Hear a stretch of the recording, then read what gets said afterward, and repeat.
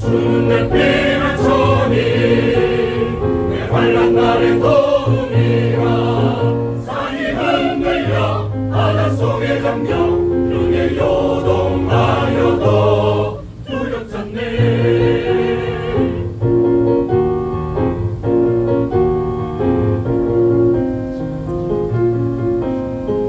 모두 와서 주 하나님의 행하신 일 보라. 주의 백성과 세상 안에 계신 주님 말씀으로 우릴 통해 일하신다. 찬양 중에 거하시는 주를 찬양하리로다. 하루 종일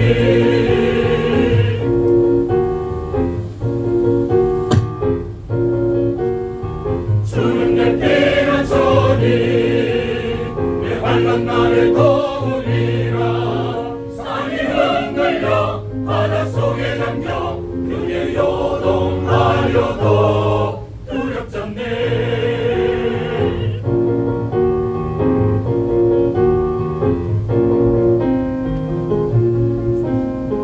모두 와서 주 하나님의 행하신 일 보라. 주의 백성과 세상 안에 계신 주님 우리들을 깨끗하게 하신 주님 찬양 중에 거하시는 주를 찬양하리로다. 하루 종일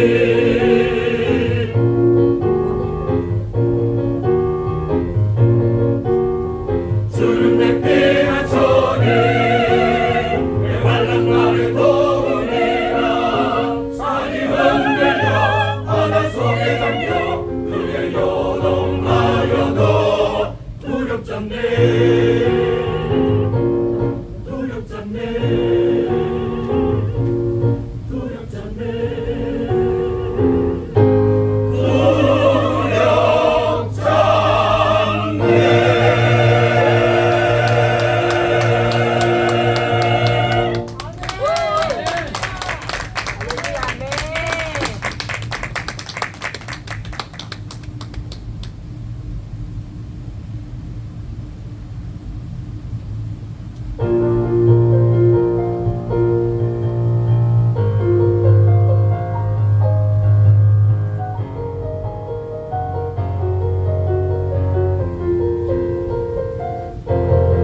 이 기쁜 소식을 온 세상 전하세.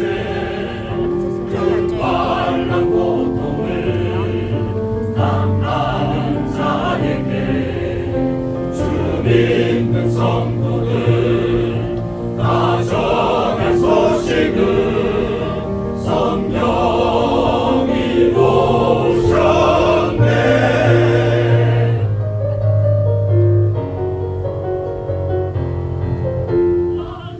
왕의 왕에서 사로잡힌 자 구원하시고 잠자유 주셨네.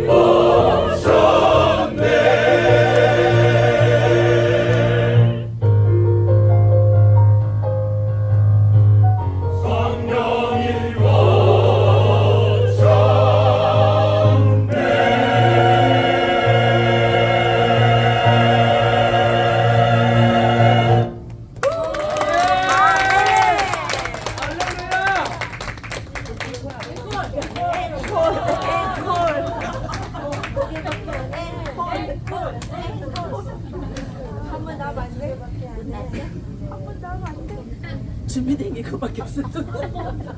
평소에 잘하실 분이 많을 것 같은데. 아, 앵콜 듣고 싶어.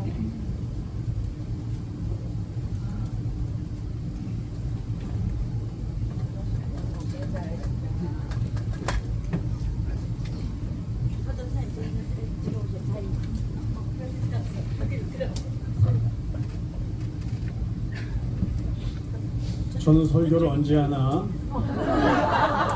약간 걱정했습니다. 앞에 순서가 너무 좋으면 설교하는 사람이 좀 부담이 되는데 물 한 잔 마시고 하겠습니다.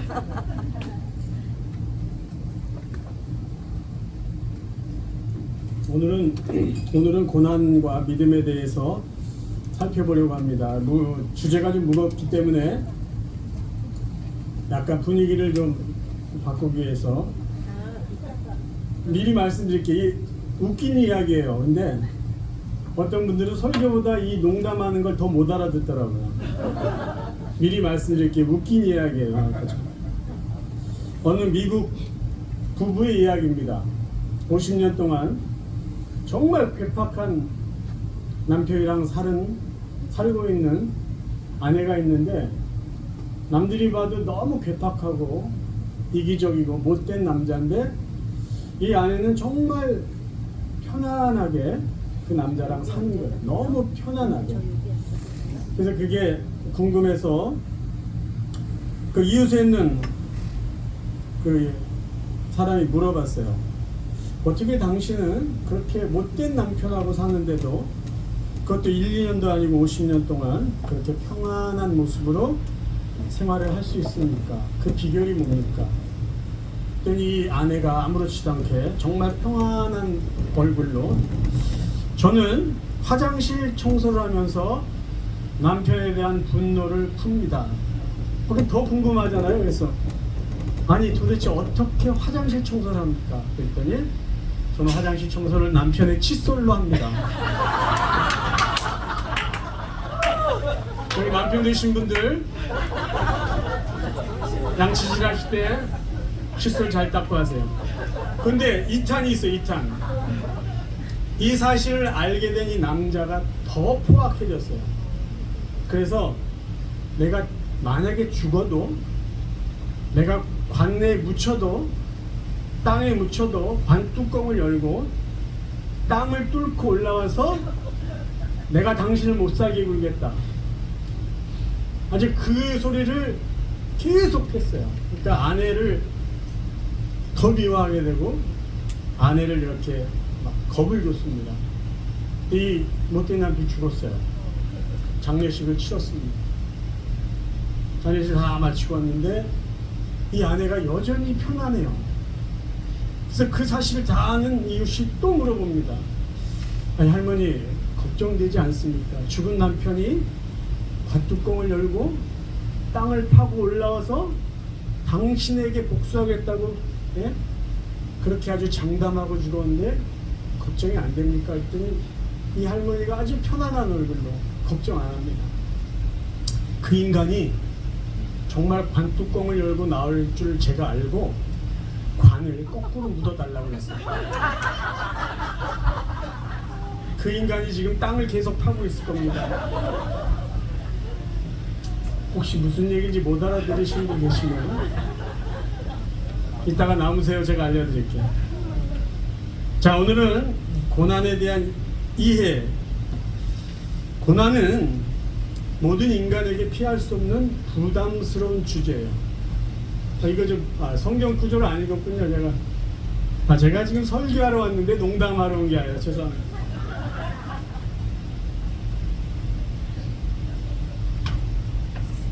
죄송합니다. 하나님 말씀 시편 119편 71절입니다.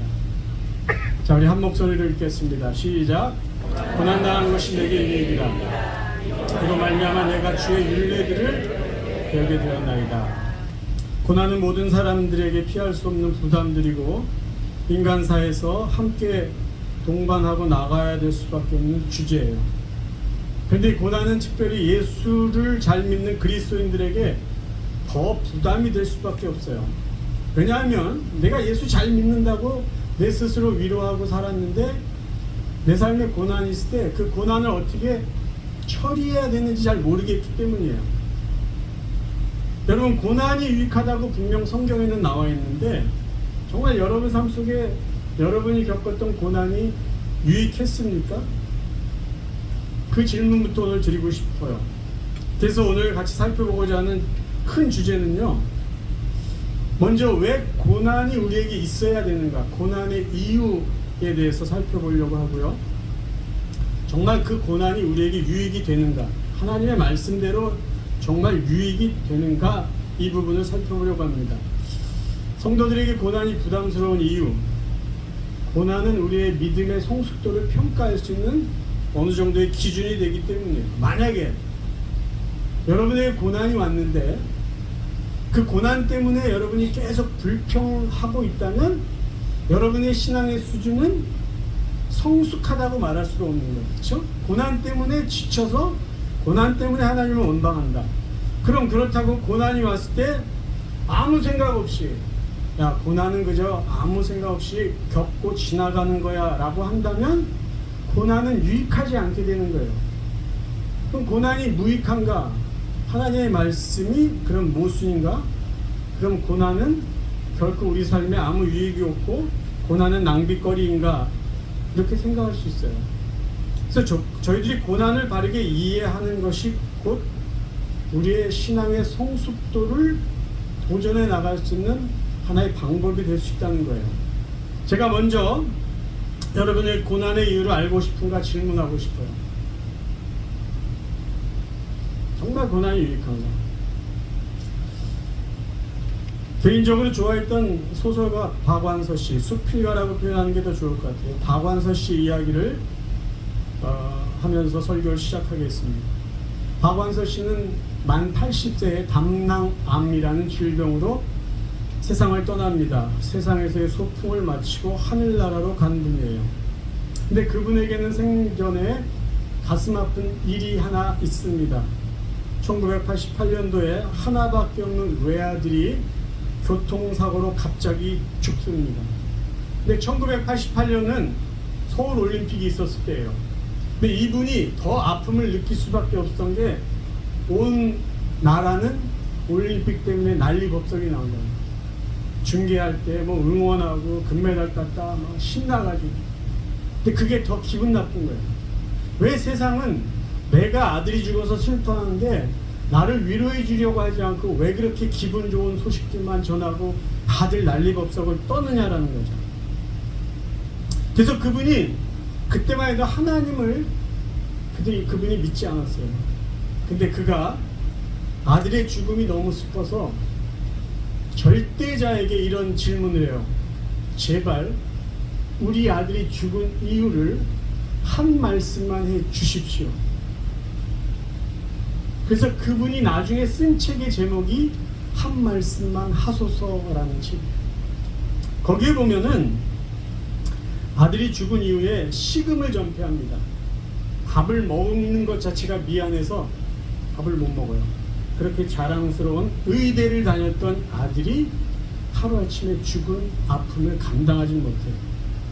근데 너무 힘들어하는 박완서 씨의 이야기를 듣고 평소에 친분이 있었던 이혜인 수녀가 그분이 와서 좀 쉬었으면 하는 마음으로 부산에 있는 어느 수도원에 오세요. 그렇게 초청을 합니다. 점심때가 됐는데 이분은 점심 먹으러 갈 수가 없어요. 자식에게 미안해서. 그래서 밥도 안 먹고 있는데 그 옆방에 젊은 수녀들이 제잘제잘 떠드는 소리가 들리는 거예요. 점심을 먹고 온 것 같은데 옆방에서 제잘제잘 이야기를 하는데 그 소리가 유독 잘 들렸대요. 근데 어느 수녀가 자기의 가족 이야기를 하는데 그 이야기를 듣고 있는 수녀들이 너무 충격인 거예요. 아니 저렇게 힘들게 고생하고 아픔 있는 가족사가 있을까? 그래서 그 이야기를 듣다가 그 이야기를 듣고 있는 어느 한 수녀가 그 가족의 아픔을 이야기한 수녀에게 물었습니다. 어떻게 그렇게 힘든 삶을 살았습니까?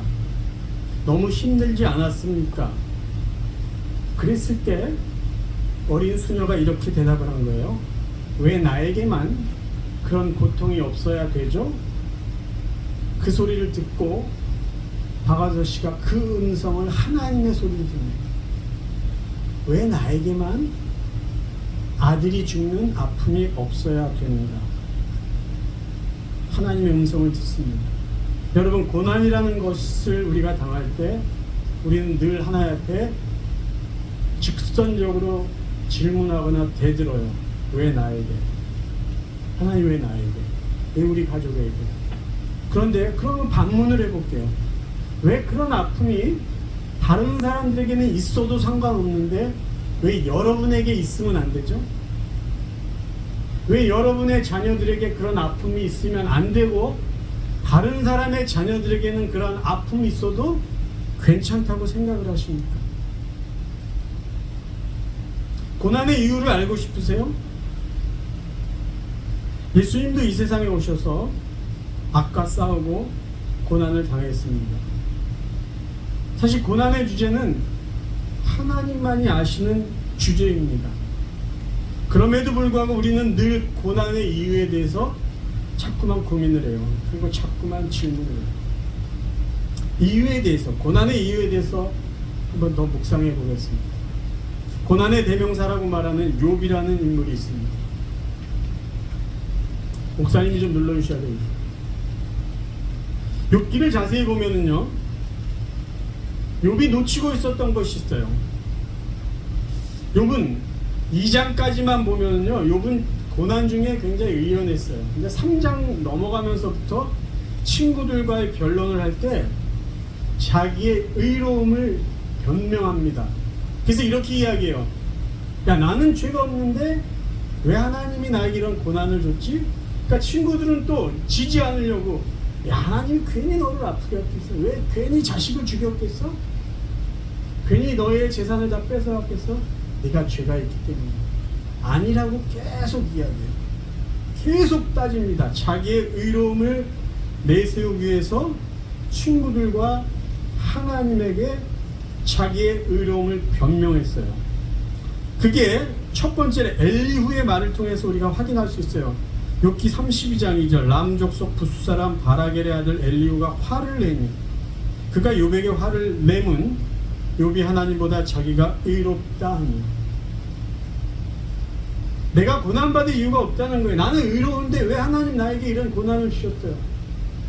그 다음에 하나님도 나중에 욥을 꾸짖어요. 네가 내 공의를 부인하려느냐? 네 의를 세우려고 나를 악하다 하겠느냐? 욥이 놓치고 있었던 게 뭐냐면요, 그동안 하나님께 받은 축복에 대해서는 감사하지 않았고, 지금 그가 하나님으로부터 당한 고난에 대해서는요, 불평하고 있어요. 그러니까 축복받은 데는 분명한 이유가 있어요. 근데 고난받는 데는 이유가 없다는 거죠. 그래서 하나님 앞에 감히 이렇게 불만을 토론합니다. 하나님이 옳지 않습니다. 하나님이 공평하지 않고 공정하지 않습니다. 왜 나에게 이런 고난을 주셨습니까? 왜 우리는 고난 앞에서요, 그동안 받아왔던 은혜에 대해서는 당연하게 여기고 지금 받는 고난에 대해서는 왜 이유를 물어보죠? 하나님 왜요? 왜? 여러분, 고난의 이유를 알고 싶다면요, 여러분이 받은 은혜의 이유에 대해서 설명할 수 있어야 돼요.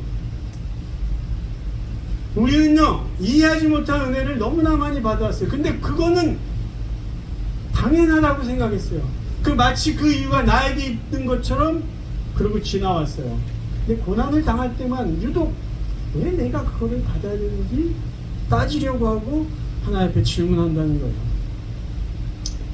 아서 애쉬라는 사람 이야기를 하겠습니다. 1960년대 미국 버지니아주에서는요, 흑인은 테니스를 칠 수 없다라는 게 법으로 정해졌어요. 참 별 법이 다 있었죠. 근데 그런 곳에서 경비원의 아들로 태어난 아서 애쉬라는 이 청년이 메이저 테니스 대회에 나가서 우승을 합니다. 우승. 난리가 난 거예요. 최초 메이저 대회에서 우승한 흑인이에요. 이 청년이 얼마나 테니스를 잘 쳤냐면요, 1968년 US 오픈에서 우승을 해요. 1970년 호주 오픈에서 우승을 해요. 그래서 1968년, 1975년에 세계 랭킹 1위가 됩니다. 전설적인 테니스 선수가 돼요. 지금 뉴욕에서 매년 벌어지는 US 오픈 메인 스테디움 이름이 뭔지 아세요? 아터 애쉬예요. 흑인의 이름, 전설적인 이 선수의 이름을 따서 결승전이 아서 애쉬 스테디움에서 매년 벌어집니다. 근데 안타까운 게 이 사람이 1979년에 심장 질환이 있어서 선수 생활을 마감합니다. 그리고 은퇴 이후에 방송 해설자, 그 다음에 흑인들, 청소년들을 위해서 인권운동가, 자선사학가로 활발하게 사회 봉사를 해요. 그런데 더 안타까운 건요, 1990년에 심장 수술 받을 때 얼마 전에 수혈받은 그 피 때문에 자기가 에이즈에 걸렸다는 것을 알게 됩니다. 그래서 더 열심히 사회봉사를 해요. 더 열심히. 그 죽음과 싸워가고 있어요. 그는 결국 50세에 세상을 마감하는데 그가 에이즈와 힘들게 그 투병 생활을 할 때 어느 기자가 와서 그에게 물어봤어요. 신은 왜 당신에게 그렇게 무서운 질병을 주셨을까요? 하나님이 원망스럽지 않습니까? 그렇게 말했을 때 아서 애쉬가 한 말이에요. 나는 메이저 대회 우승컵을 들었을 때 왜 나지? 라고 절대 묻지 않았습니다. 마찬가지로 내 죽음에 대해서도 왜 나지? 라고 묻지 않겠습니다. 내 고통에 대해 왜 나야? 라고 묻는다면 내가 받은 은총에 대해서도 왜 나야? 라고 물어야 합니다. 여러분, 고난의 이유를 알고 싶으세요? 여러분이 받은 은혜의 이유를 정확하게 설명하십시오. 고난과 은혜는 하나님의 영역에 속한 일이에요. 만약에 하나님의 은혜를 여러분이 100% 이해하고 100% 설명할 수 있다면 그런 분들은 아마 고난의 이유도 100% 이해할 수 있을 것이에요.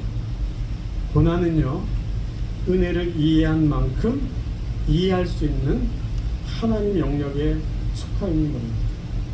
그래서 저희들이요, 이 부흥회의 주제를 제가 믿음으로 산다는 것이라고 정했는데, 우리가 믿음으로 산다는 건요, 하나님께 받은 은혜에 감사하는 믿음과 동시에 고난 앞에서도 하나님은 언제나 옳습니다. 제가 어제 말씀드렸죠. 주님은 언제나 옳습니다. 그 믿음을 갖고 고난을 통해서 하나님은 하나님의 선한 뜻을 이룰 것입니다라고 변함없는 믿음을 갖고 하나님을 신뢰하면서 사는 것이 믿음으로 사는 삶이에요. 자, 이제 두 번째, 그러면 정말 고난이 유익한가? 말씀을 다시 한번 읽어드릴게요. 고난당한 것이 내게 유익이라. 이로 말미암아 내가 주의 율례들을 배우게 되었나이다. 고난이 유익할까? 고난이 유익할까? 내 삶에 고난이 분명히 있었는데 그 고난이 나에게 얼마나 유익했을까? 여러분, 제가 어제 하나님의 사랑은 최선의 사랑이라고 말씀드렸어요. 무분별하고 무책임한 사랑, 그냥 주는 사랑이 아니라 최선의 사랑. 최선의 사랑의 특징은 고난조차도 하나님의 자녀에게 유익이 된다면 하나님은 그 고난을 막지 않고 그 고난을 내버려 두시는 게 하나님의 최선의 사랑의 특징이에요. 고난에는 반드시 목적이 있습니다. 예수님이 십자가에서 고난받아 죽으신 데는 분명한 목적이 있어요. 인류 구원의 선한 목적이에요. 그러니까 예수님이 죽지 않았다, 고난당하지 않았다, 하나님의 선한 목적은 이루어지지 못했을 것이에요. 목적이 있다라는 것은 선한 의도가 있다라는 뜻이죠. 그러니까 이게 우리가 고난을 대할 때 가져야 되는 기본적인 소망입니다. 자, 고난이 우리에게 어떻게 유익이 될까요? 첫째는 상처받은 치유자가 되기 때문에 고난은 우리에게 유익이에요. 상처와 아픔은 하나님이 나를 힘들게 하기 위한 징계가 아니라 그 아픔을 통해서 아픔 중에 있는 누군가를 위로해 주기 위한 훈련 과정, 준비 과정이라는 거예요. 그래서 여러분 삶 가운데 있는 상처들, 그 흔적들은요, 마치 다른 사람을 위로해 줄 수 있는 자격증과 같은 거룩한 흔적이라고 말할 수가 있습니다.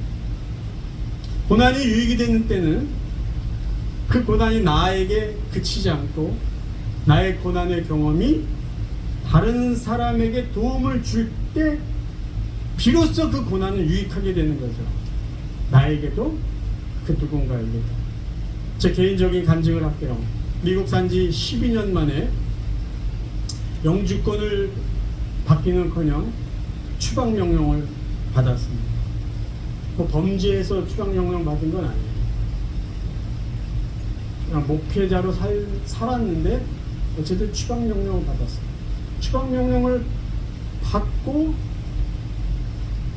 어떻게 살아보려고 하는 그때에 위암 진단을 받아요. 위암이래요. 그때는 충분히 해결되지 않은 상태에서 건강보험도 없었을 때입니다. 근데 하필이면 그때 교회를 개척한 지 3개월이 됐을 때고 늦둥이가 태어난 지 약 6개월이 됐을 때예요. 저에게는 자폐가 있는 아들이 있었고 몇 개월 안 된 늦둥이가 있습니다. 그 다음 주일을 맞이할 때 제가 샤워를 하면서 하나님 앞에 따졌어요. 하나님, 저에게만 고통이 있어야 된다, 그렇게 저는 생각하지 않습니다. 저에게도 고통이 있다는 거 저는 이해합니다. 그런데 하나님 너무하시지 않습니까? 너무하시지 않습니까? 박사학위 받으면 뭐 좋은 일 있을 줄 알았어요? 근데 아무 좋은 일이 없어요. 그냥 간신히 아파트 렌트비 내는 정도에 살면서 미국 와서 10년 넘게 살면 어느 정도 자리 잡을 줄 알았는데 그렇지도 않아요. 아는 목사님, 한국에서 같은 신학교에서 공부한 목사님은 번듯하게 목회 잘하고 있더라고요. 저도 그렇게 될 줄 알았어요. 그런데 개척은 막 시작해놨죠. 자폐가 있는 아들은 날마다 힘들게 하죠.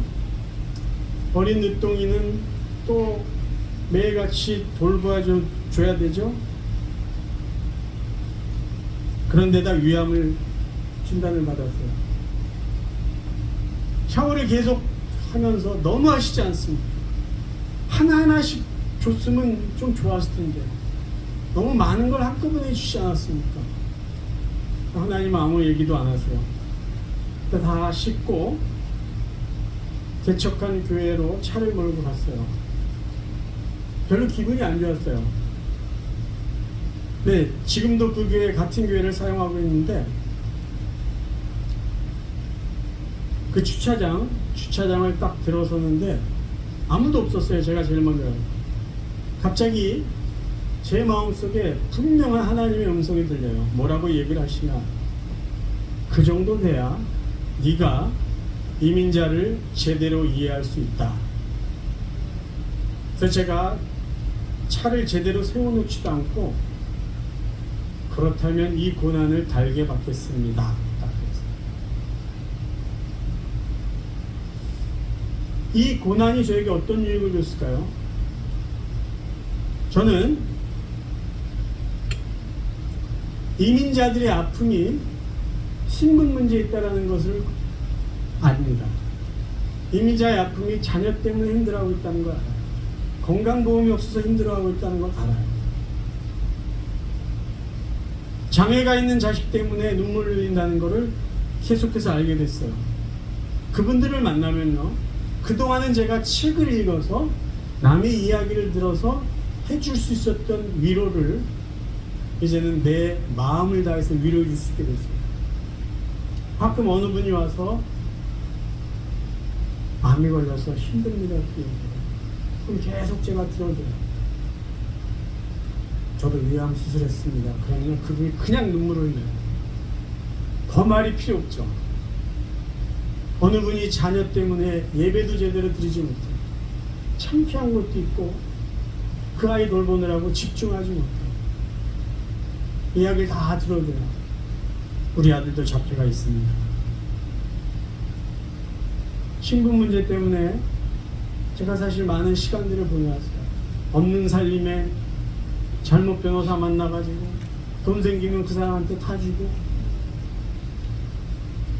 근데요, 제가 신분 문제 때문에 고생하는 사람들의 마음을 알 때 어느 정도의 사람을 제가 도와줬냐면요, 가짜 신학교 졸업증명서를 만들어서 가짜 목사 안수를 받은 걸 다 알아요.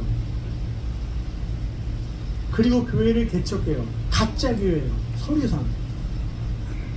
그걸 저에게 이야기라고, 목사님, 자기가 가짜 목사 안수 증명서로 변호사에게 서류를 다 보내는데 차마 설교는 못하겠습니다. 저희 교회 와서 설교해 주실 수 있습니까? 제가 어떻게 할게요? 가서 설교해 줬습니다. 이 나쁜 사람들 얘기 안 했어요. 그들의 마음을 알기 때문에. 여러분, 고난은요, 하나님 우리에게 주신 고난은요, 그냥 낭비하라고, 생고생 한번 해보라고 주신 게 아니에요. 반드시 그 고난은 하나님의 선한 목적으로 이어지게 되어 있어요.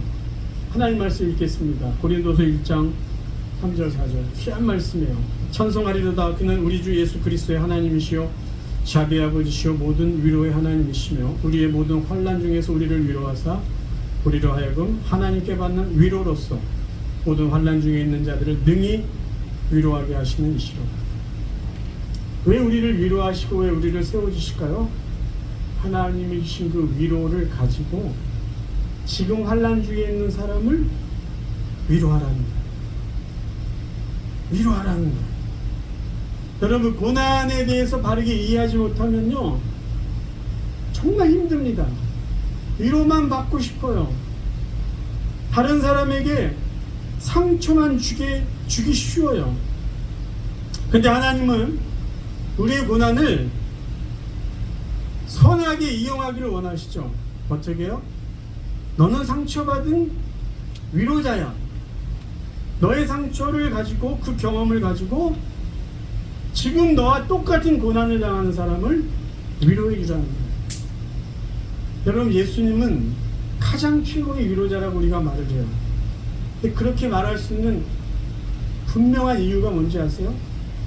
예수님은 이 지상에서 사시면서 인간이 겪을 수 있는 모든 아픔과 서러움과 배신과 조롱과 다 겪으셨어요.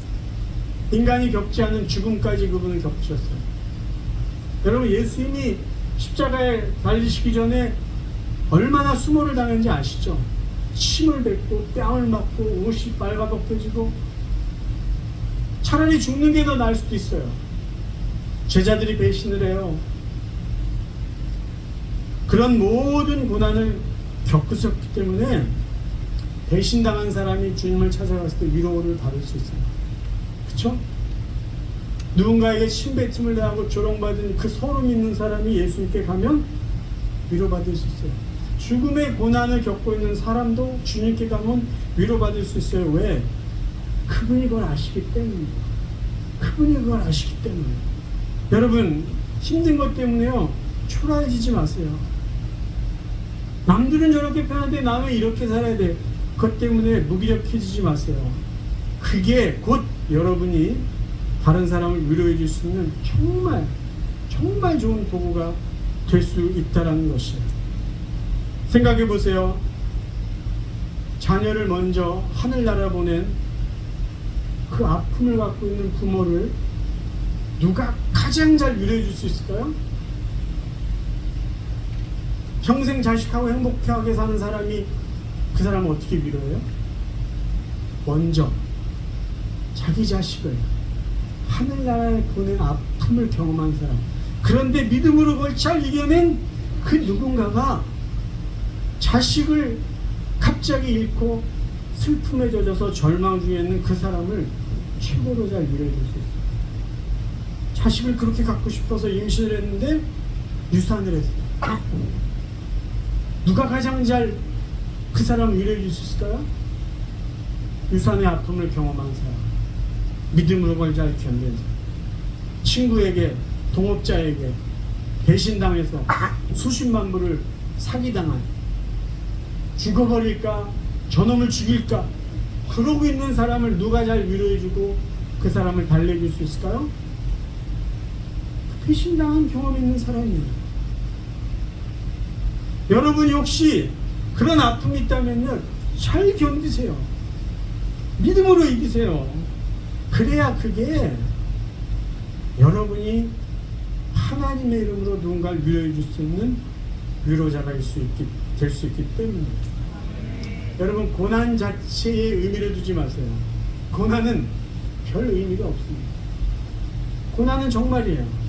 고난은 그냥 고난이에요. 근데 이 고난이 유익이 되는 때는 언제냐?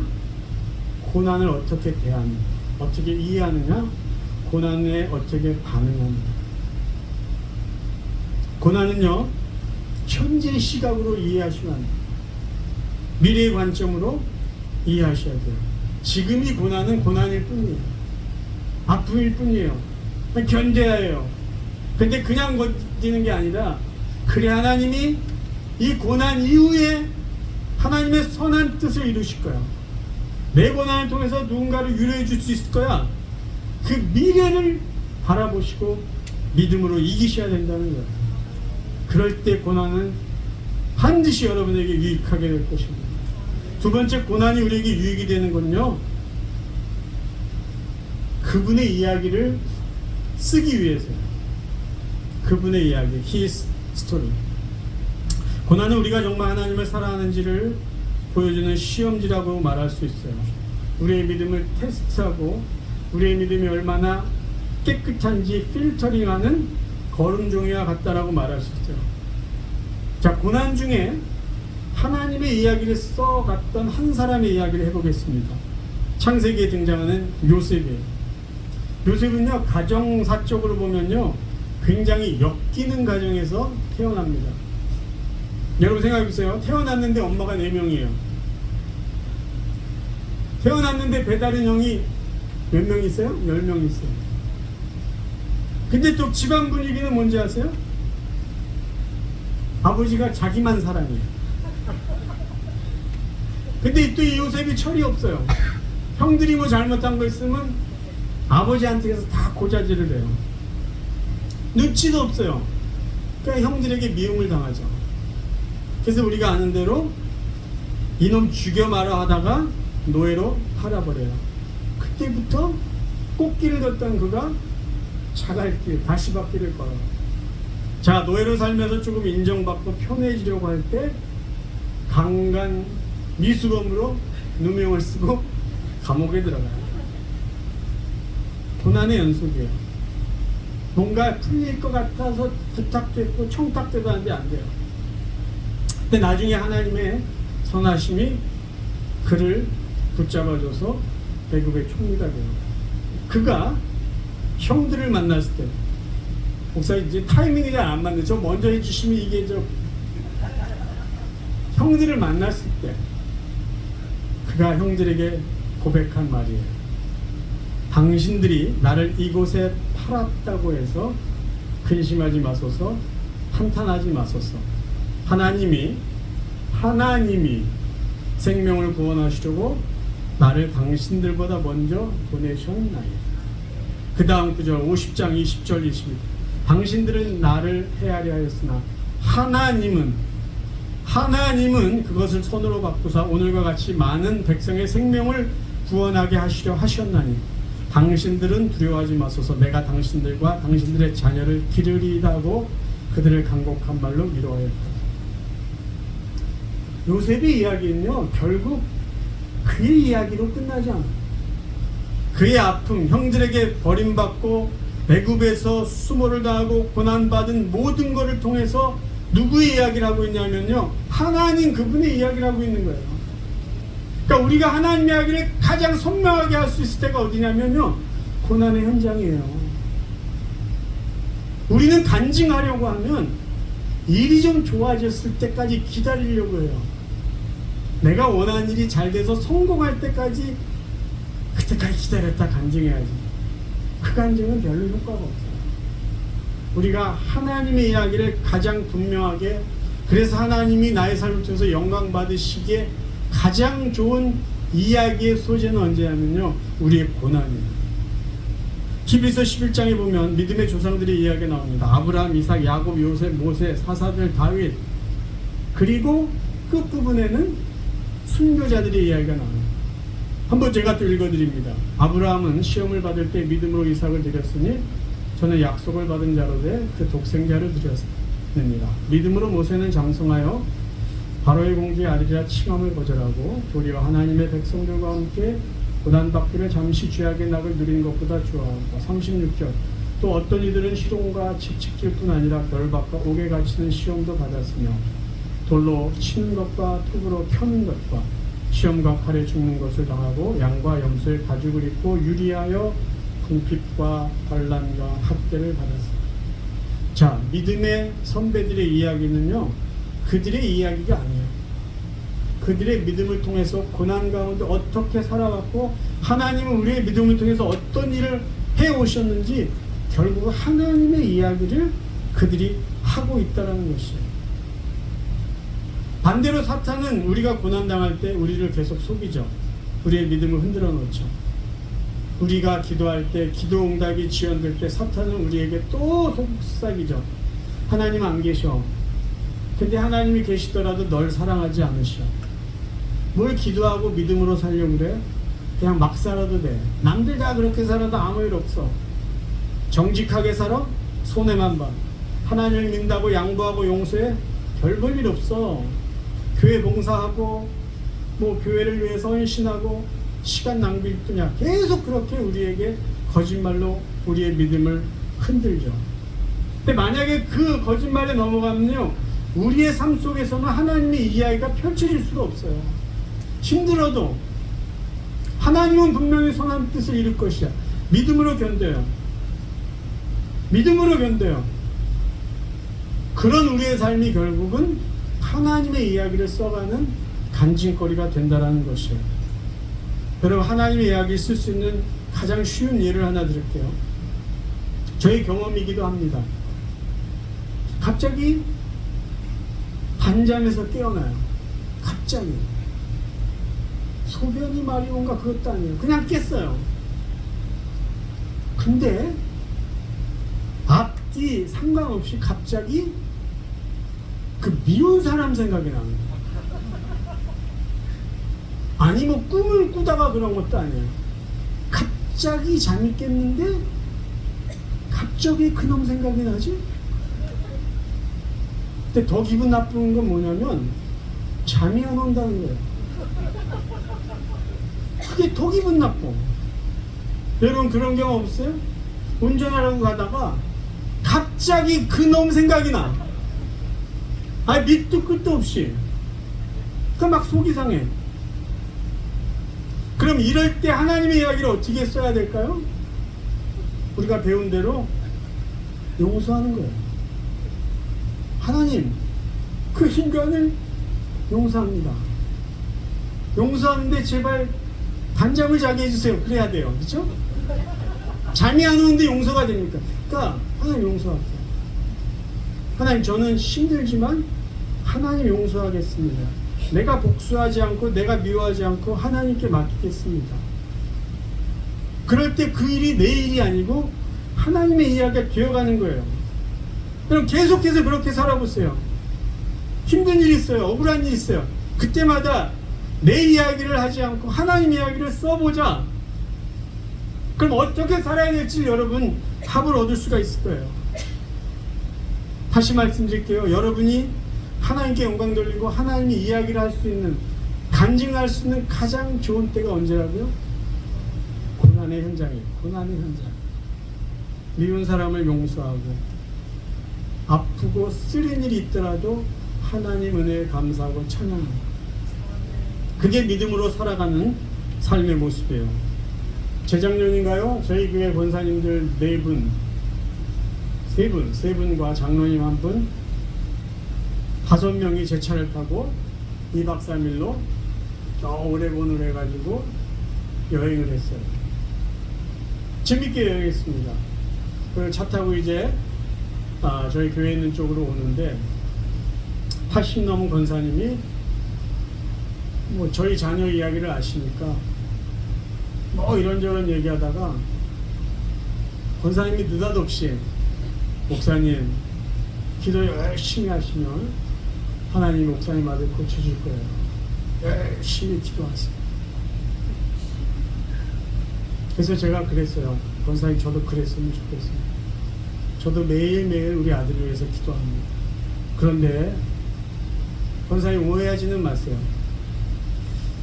그럼에도 불구하고 만약에 하나님이 저의 기도를 들어주시 않더라도 믿음으로 산다는 것은 이 아들과 함께 하나님 앞에서 하나님이 이루실 선한 뜻이 있을 것을 믿고 끝까지 믿음으로 사는 거다라고 저는 생각을 합니다. 제가 그렇게 아들하고 잘 살고 있는 사람은 아니에요. 그럼에도 불구하고 매일 힘듭니다. 매일 욕이 나올 때가 있어요. 힘들어요. 그럼에도 불구하고 이 아들이 정상적인 삶을 살지 않더라도 하나님이 이 아들을 저에게 주셨기 때문에 저는 이 아들과 함께 하나님의 이야기를 써가는 것, 그게 저는 믿음으로 산다고 확신을 해요. 켄 카이어라는 목사님이 고난에 대해서 이렇게 말한 내용을 여러분께 읽어드리겠습니다. 고난이 우리 삶 속에 잘 간직해둔 화병을 박살낼 때 하나님은 그 깨진 조각들을 죽기 위해 몸을 굽히신다.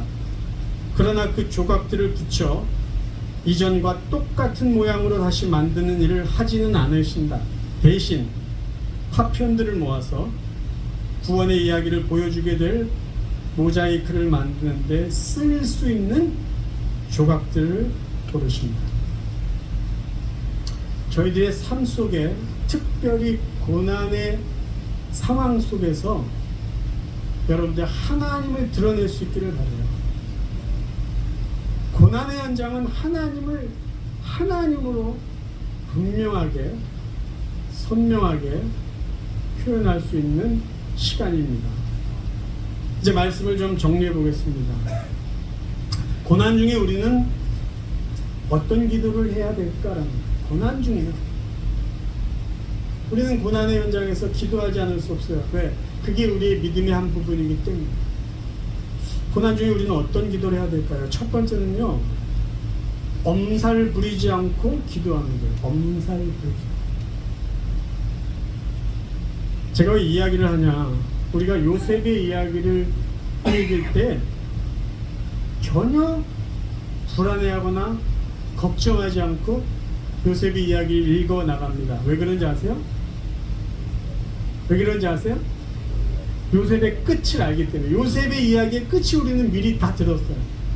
그래서 그가 형들에게, 형들이 죽이려고 하고 뭐 웅덩이에 던지고 뭐 이럴 때 우리는 걱정 안 해요. 아, 요셉은 죽지 않아. 죽으면 총리가 될 수 없어. 그 알기 때문에. 노예로 팔려가요. 왜 노예가 되지? 총리가 돼야 되는데. 그래서 노예로 살면서 뭐 이상한 일이 있고 감옥을 가고 그래도 우리는 전혀 요셉을 걱정하지 않습니다.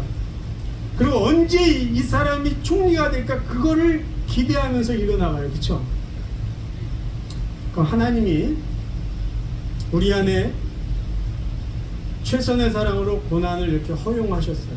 막지 않고 허용하셨어요. 고난을 통해서 무언가 우리가 할 일이 있기에 하나님이 그 고난을 그냥 내버려 두셨어요. 근데 우리는 죽겠다고 기도를 해요. 죽겠다고. 그럼 하나님이 어떻게 우리의 기도를 들으실까요? 그냥 못 들은 척 하시죠. 왜냐하면 우리의 그 앞에 우리의 그 미래를 하나님이 알고 계시니까 우리의 기도를 지금 들어주면 안 되는 거예요. 그 이야기가 진행이 안 돼요. 근데 가끔씩 너무 죽겠다고 해서 하나님이 그 기도를 들어주시고 나면요, 또 고난의 상황을 맞닥뜨릴 수밖에 없습니다. 여러분, 프라비던스라는 섭리라는 단어를 두 단어로 해석해요. 프로 플러스 비디오. 섭리는 무슨 뜻이냐면요, 미리 보다라는 뜻이 있어요. 누가 미리 봐요? 하나님의 섭리는 하나님이 미리 보고 계시다는 의미가 있어요.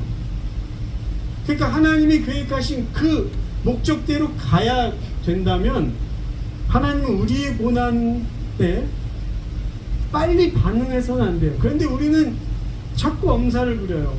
엄살을 부려요. 하나님이 그 기도를 들어주시지 않습니다. 견뎌야 돼요. 믿음이. 두 번째, 우리가 고난 중에 기도해야 될 기도 제목이 있어요. 고난보다 더 선한 하나님의 뜻을 구해야 됩니다.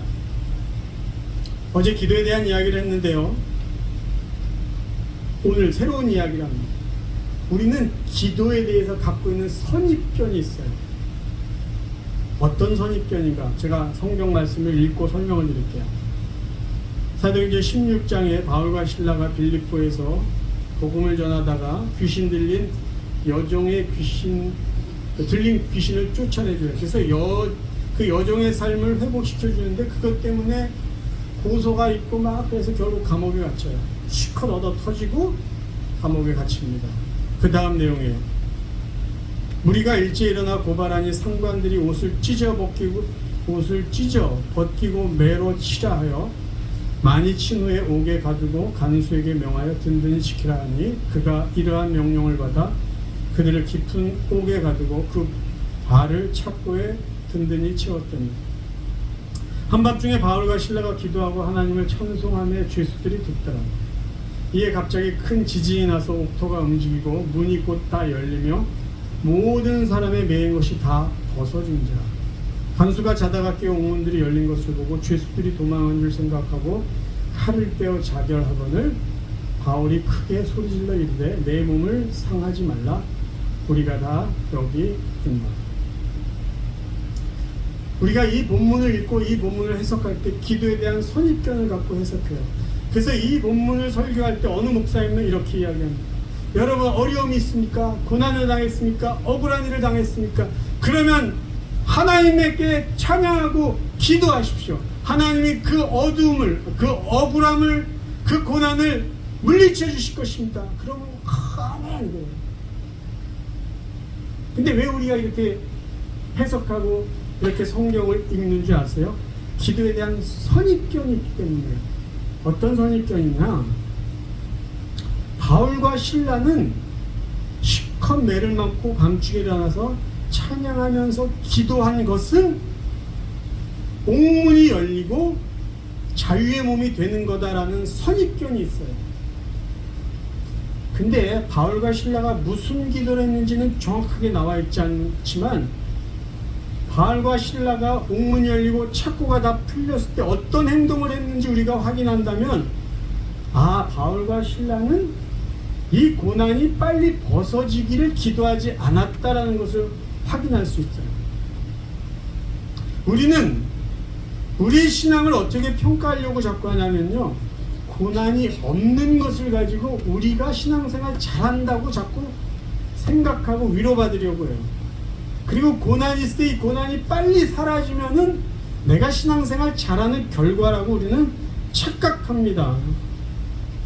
그러니까 우리 신앙을 무엇으로 평가하려고 하냐면 고난이 있느냐 없느냐, 쉽게 말해서 하나님이 주시는 세상적인 복을 받느냐 못 받느냐, 그걸로 자꾸 우리의 신앙을 평가하려고 해요. 건강하냐, 오래 사느냐, 편안하냐. 그렇지 않아요. 본문에서 바울과 실라가 옥문이 열린 후에 그들은 어떤 행동을 했냐면요, 26절 제가 다시 읽겠습니다. 26절부터요. 이에 갑자기 큰 지진이 나서 옥토가 움직이고 문이 곧 다 열리며 모든 사람의 매인 것이 다 벗어진지라. 간수가 자다가 깨어 옥문들이 열린 것을 보고 죄수들이 도망한 줄을 생각하고 칼을 빼어 자결하거늘 바울이 크게 소리질러 이르되 내 몸을 상하지 말라. 우리가 다 여기 있노라. 도망가지 않았어요. 그냥 거기 있었어요. 27절에 보면 죄수들은 옥문이 다 열린 것을 보고 죄수들 다 도망했고 자결하려고요. 왜 자결하려고 했을까? 그거 하나 더 이해하고 갈게요. 당시 그 간수는 죄수의 형량대로 책임이 있어요. 그래서 예를 들면 10년짜리 죄수가 탈옥을 했거나 그 죄수를 잘 보호하지 못하면 간수가 대신 10년의 형을 지불해야 돼요. 그러니까 여기서 간수가 자살하려고 했다는 건요, 그 감옥에 있는 죄수들은 사형수였을 것이다라고 우리가 추측할 수 있어요. 그게 로마법이었습니다.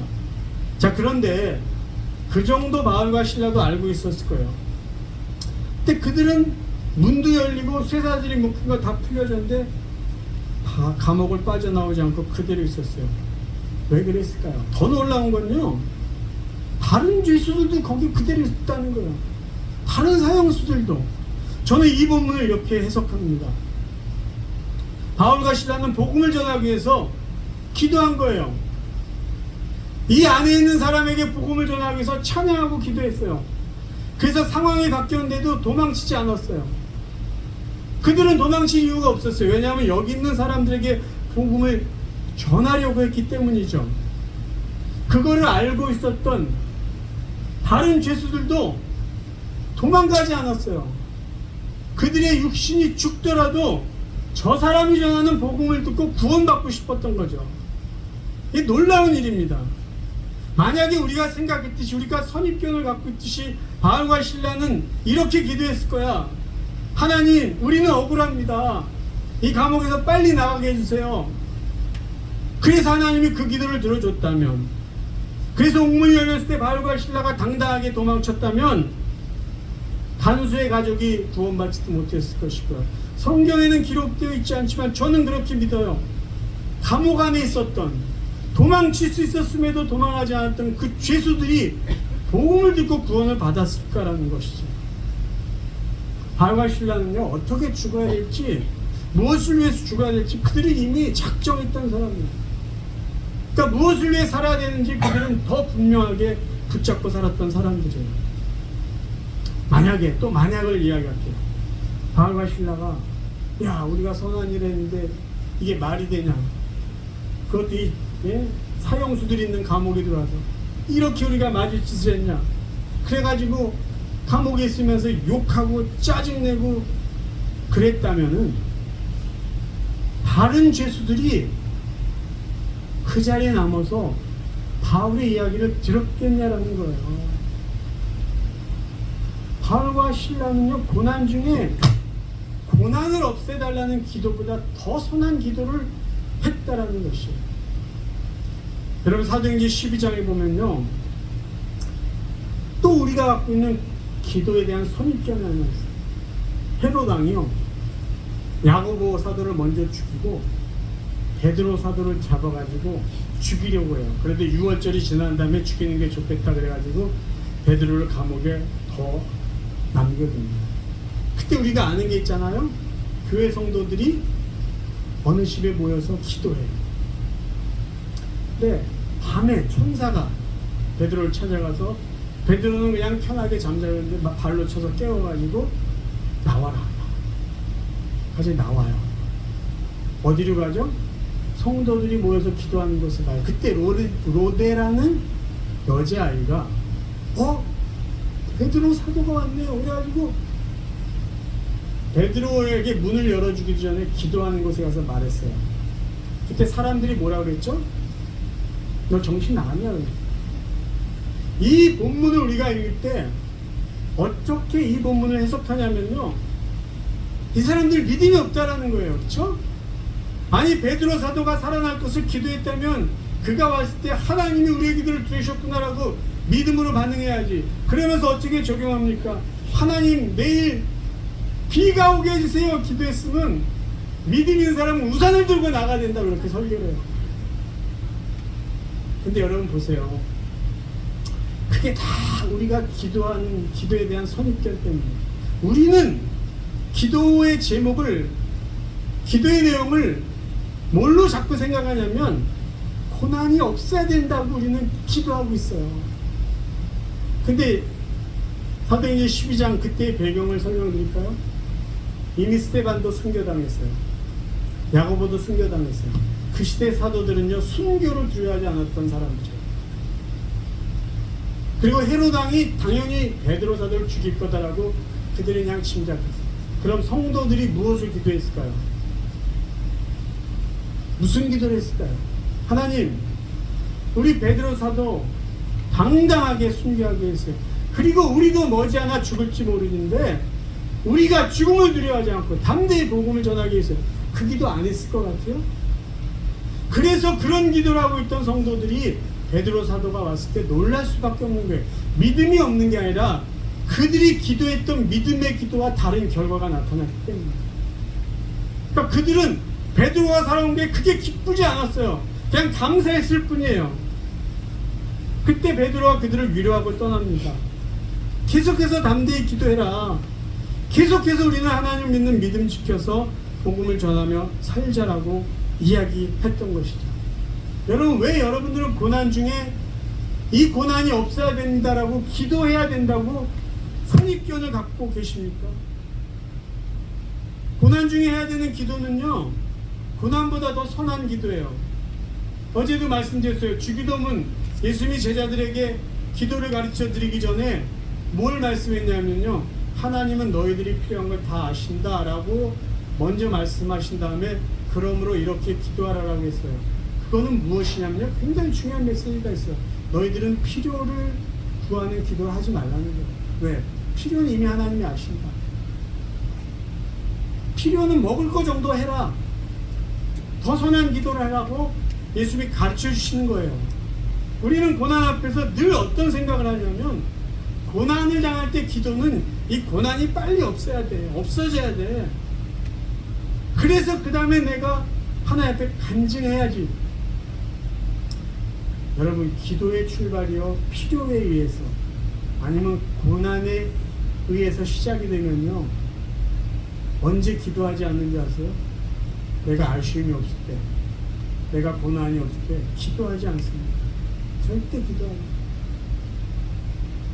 그래서 하나님은 너무 그렇게 하니까 어떨 때 하나님이 일부러 우리에게 고난을 주시지 않나라는 생각도 합니다. 사랑하는 성도 여러분, 말씀이 다 끝났어요. 하나님께서 여러분에게 고난을 허락하시면요, 여러분에게 유익이 되고 다른 사람들에게 유익이 되고 하나님께 영광이 될 수 있기 때문입니다. 여러분의 고난이 여러분과 다른 사람들에게 유익이 될 수 있고, 아픔을 잘 이기세요. 견디세요. 고난은 현재의 이야기가 아니라 미래의 이야기입니다. 고난을 통해서 우리는 하나님의 이야기를 가장 잘 써갈 수 있어요. 고난을 통해서 하나님께 영광을 돌리는 저와 여러분 되시기를 주님의 이름으로 축원합니다. 이 시간 같이 한번 기도하고 말씀 마치겠습니다. 여러분, 고난 중에 계실 거예요. 알아요. 말은 안 해요. 속 썩는 일이 있어요. 그게 가장 가까운 가족일 수도 있고, 내 피부치일 수도 있어요. 교회 일일 수도 있어요. 내 자신의 문제일 수도 있어요. 여러분, 기도하세요. 고난보다 더 선한 걸 기도하세요. 하나님이 이 고난을 통해 무엇을 하실지를 물으세요. 오늘 이 시간 그 기도를 함께 드리기 원합니다. 기도하겠습니다. 하나님 우리 아버지, 하나님 우리 아버지, 우리의 연약함을 아시고 우리의 부족함을 아시고 우리의 아픔을 아시고 하나님의 귀하고 놀라운 이 시간 우리 사랑하는 성도들이 고난의 현장 가운데 있습니다. 하나님, 이 고난의 현장을 피하지 않는 이 고난 앞에 초라해지지 않는 우리의 믿음의 형제들, 믿음의 자매들 되게 하여 주옵소서. 하나님, 정말로 하나님이 이 고난을 통해서 이루실 고난보다 더 선한 것이 무엇인가 우리가 믿음으로 바라볼 수 있습니다. 우리를 축복하고 하나님, 고난을 통해서 하나님의 이야기하고 고난을 통해서 정말 상처가 되기를 고난 앞에 유연한 것이 고난을 통해서 고난보다 더 선한 열매를 맺고 하나님 앞에 영광을 주셔서 필요한 위로가 견딜 수 있겠습니다. 이제 이 고날 하나님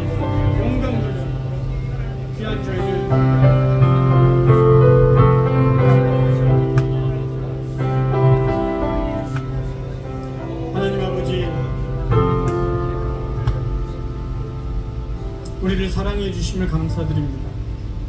무분별하고 무책임한 사랑이 아니라 최선으로 저희들을 사랑해 주심에 감사드립니다.